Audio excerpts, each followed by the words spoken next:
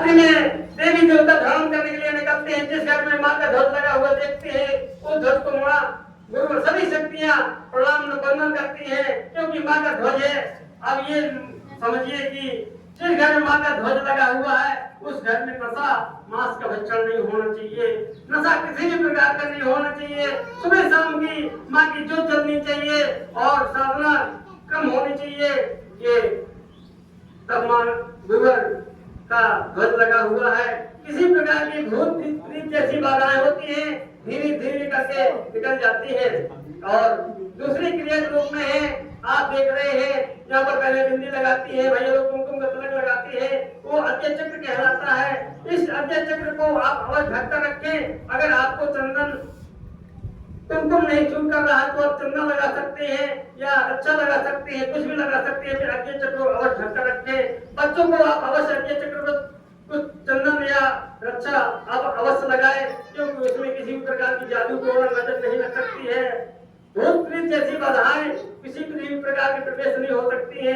ये कुमकुम का गुरुवार की और तीसरी क्रिया रूप में है गुरुवार का व्रत, जो सबसे सरल सहज व्रत है। गुरुवार का सभी देवी देवताओं का एक साथ व्रत हो जाता है। गुरुवार का व्रत में किसी भी प्रकार की उलझन नहीं है।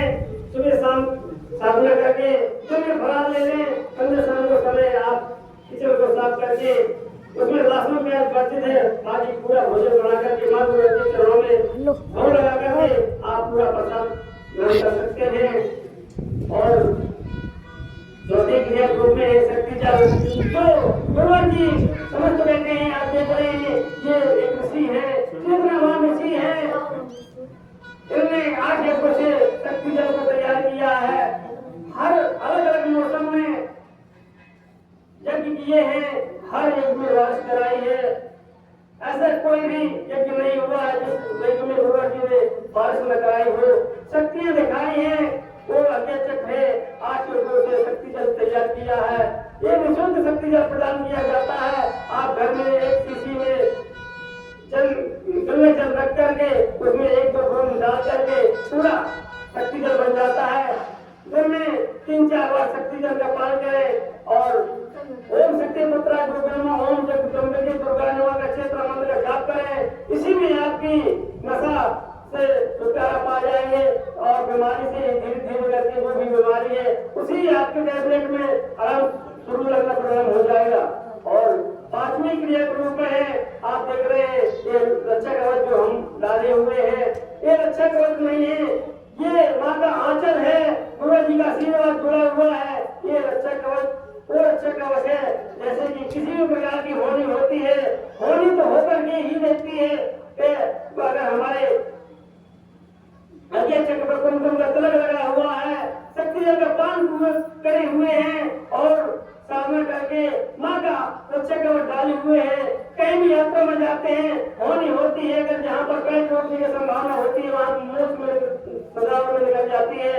ऐसे रक्षा कवच को आप अपनाइए। महिलाओं के लिए रक्षा रुमाल दिया गया है, वो रक्षा रुमाल लेकर के घर से बाहर निकले। आपको किसी भी प्रकार की भय और किसी भी प्रकार का डर नहीं लगेगा। ये माँ का आंचल है, इसमें शक्तियाँ वो शक्तियाँ हैं जो विश्व में किसी भी देव देवता ने नहीं प्रदान की है, हमारे गुरुवार जी ने प्रदान किया है। ये शक्ति जल को डाल के रक्षा कवच को डाल करके घर से बाहर निकले, जहाँ भी जाए रक्षा कवच लेकर के जाए। और गुरुवार जी ने कहा कि दंड ध्वज लेकर के जाए, सेवक लेकर के साथ में जाए। अगर कहीं क्रम होता है 5 घंटे के दुर्गा चालीसा का पाठ होता है, 24 घंटे दुर्गा चालीसा का पाठ होता है, 2 घंटे की आरती होती है। इसी प्रकार की आरती में किसी भी प्रकार के भेदभाव नहीं है। आप किसी भी दिन क्रम करवा सकते हैं। 1 घंटे की आरती, 5 घंटे के दुर्गा चालीसा का पाठ और अखंड पाठ 24 घंटे का। इसमें किसी भी प्रकार का भेदभाव नहीं है, इसमें किसी भी प्रकार का खर्च नहीं होता है। जो समाज में लगती है ये आज लहसी दाना और 2 नारियल और घी अखंड को चलने के लिए बस यही सामग्री लगती है। जो 1915 अप्रैल 1997 से अखंड दुर्गा चालीसा का पाठ वहाँ चलता है, वही चालीसा का पाठ 1 होता है, माँ अखंड रूप एकाकार होती है, उसी से लाभ आपको घर बैठे मिलता है। एक बार सिद्धरात्रि धाम जाइए, नवरात्रों में अक्टूबर में शिविर लगता है, वहाँ पर कुछ अच्छा प्रदान कीजिए और माँ के साथ में आराधना करिए।